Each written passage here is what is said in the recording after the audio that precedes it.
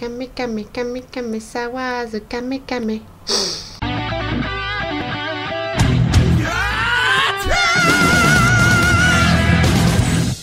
Aujourd'hui, best-of d'un autre membre des Katoon, Kame. On va le faire comme ça, parce que c'est pas qu'il fait chaud, mais il fait chaud. Numéro 5.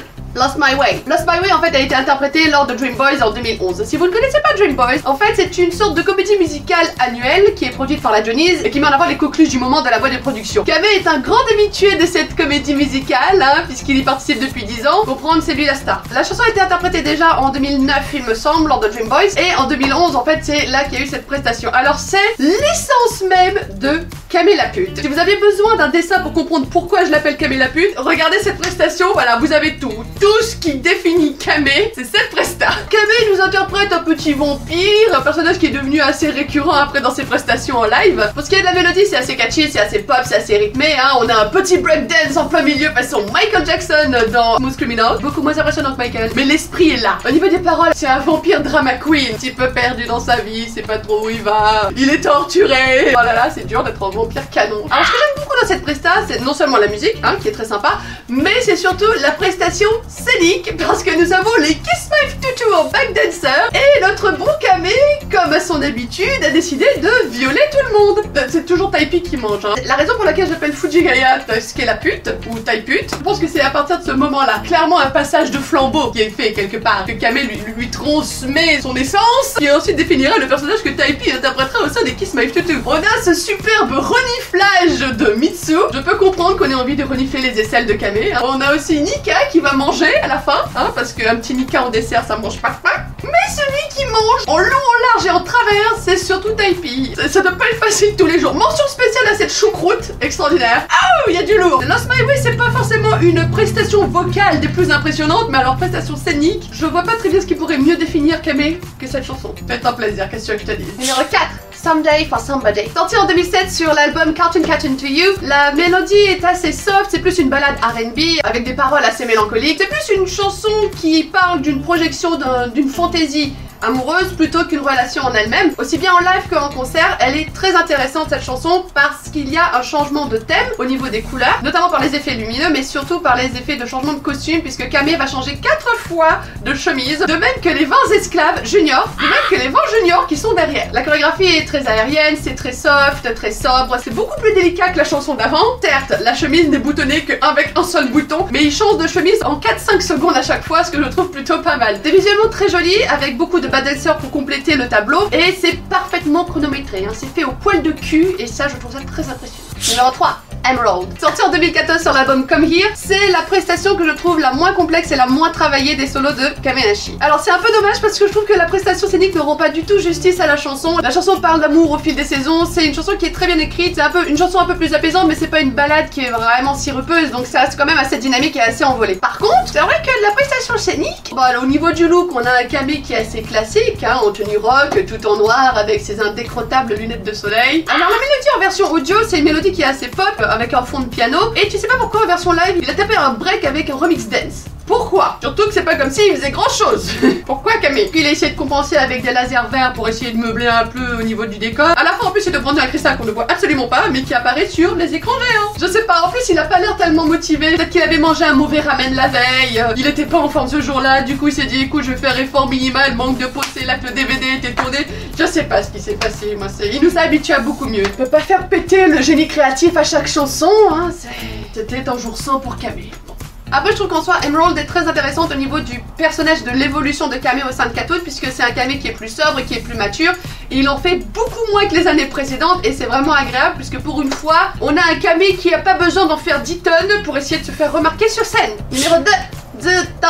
Sorti en 2012 sur l'album Chain, Zoto en fait est une balade romantique et très sirupeuse, hein. C'est vrai que d'habitude les solos de Kame restent toujours un peu dans la même veine, hein. C'est toujours très sensuel, très chaloupé, limite borderline sexuel, hein. Mais Zoto sort vraiment du lot car pour une fois c'est très sobre et c'est très calme. Les paroles sont très jolies et la mélodie est vraiment superbe. C'est vraiment une ambiance très feutrée, très intimiste. Et dès l'intro, en fait, on rentre un peu dans un univers assez différent puisqu'il fait beaucoup penser à Gare de Lodos ou à Vision d'Escaflowne. C'est un peu la même ambiance. Donc la mélodie est très douce, la chanson est calme, c'est très mélodieux et c'est une chanson qui met vraiment en valeur la voix de Kamé sans être parasité par ce personnage de Kamé la pute qui va subitement se mettre à se frotter contre un micro, contre une chaise, contre un junior, contre un Nakamaru. Et donc la presta scénique en live, c'est vraiment quelque chose qui reflète très bien cette ambiance puisque c'est sans artifice. On a un Kaminashi qui a même son petit col boutonné jusqu'en haut, hein, c'est pas tous les jours Noël. Il y a quelques effets de lumière en fait qui sont rajoutés juste pour donner une ambiance un peu plus tamisée, une ambiance un peu plus intimiste. Ok, il y a que la fin. Bon, disons de Dream Boys, je suis désolée, ça vous traumatise un homme, donc forcément on a un grand final avec Kamé qui s'envole dans les airs dans un tourbillon de paillettes. 5 Kamé retourne vers les cieux. Donc tout ça pour dire que Zupto, je vous conseillerais d'apprécier cette presta scénique parce que mon enfant, c'est pas tous les jours que non seulement Kamé garde ses vêtements du début à la fin, mais c'est aussi une de ces rares fois où il garde son escalope rangée dans sa bouche. Non mais ça a le mérite d'être souligné hein. Et enfin numéro 1, 1582. Cette chanson, il y a tellement de choses à dire que je sais même plus par où commencer. Sorti en 2009, donc c'est un solo qui est sorti sur l'album Break the Records. Et c'est la prestation la plus emblématique de Kamé jusqu'à aujourd'hui. C'est une prestation qui est extrêmement travaillée. C'est une chanson qui a fait aussi pas mal parler d'elle au niveau des paroles. Le thème de la chanson et donc de la prestation en fait c'est le Japon féodal. Pour vous donner un peu de contexte sur les paroles, il y a deux théories. Il y a une théorie qui dit que la chanson est écrite du point de vue d'une femme et la chanson qui est écrite du point de vue d'un homme. Dans les deux cas de figure, elles sont reliées à Oda Nobunaga, qui est l'une des 3 grandes figures historiques emblématiques qui a permis l'unification du Japon. Donc soit l'histoire est écrite du point de vue d'une femme, donc du point de vue d'une compagne de Nobunaga, soit la chanson est écrite du point de vue de Mori Ranmaru, qui était en fait un suivant, un page de Nobunaga. Et donc, droit de cuissage, longue soirée d'hiver, solidarité militaire, bon, toujours est-il que ça fricotait. Il y en a que ça dérange. Bon, 1982 en fait est l'année où Nobunaga a péri suite au coup d'état, donc ce qu'on appelle le Honoji Incident, et Ranmaru qui était là, et donc qui était resté aux côtés de son maître, a décidé de le suivre dans la mort et de commettre aussi seppuku. Donc ça vous donne le contexte et le titre de la chanson. Maintenant, en ce qui concerne Kamé, au niveau de la prestation scénique, la chanson en fait peut se découper en 4 tableaux principaux. Ça commence avec un Kamé très efféminé, plus que d'habitude. Ça commence de façon très délicate, très gracieuse, et ensuite vers le milieu de la chanson, il y a un switch de Kamé qui passe à un mode beaucoup plus masculin, beaucoup plus guerrier. Ça reflète un peu l'ambiguïté, est-ce que point de vue d'une femme, est-ce que point de vue d'un homme. Je trouve que cette transition en fait sur scène reflète vraiment très bien cette ambiguïté. Il n'y a pas de parti qui est pris puisque au final, est-ce que c'est vraiment important de savoir de quel point de vue c'est écrit ou est-ce que c'est vraiment le message qui est derrière qui compte? You tell me. Donc ce solo de Kamé en fait c'est vraiment une réussite à tous les niveaux. La chanson est extraordinaire. Si vous la connaissez pas, je vous la recommande vraiment très chaudement. La mélodie et l'ambiance sont vraiment quelque chose de particulier. C'est vraiment quelque chose qui apporte de la valeur aux paroles et qui la met vraiment en valeur. Il y a toujours une touche de Kamé la pute, hein, avec des bruitages de bouche assez tendancieux.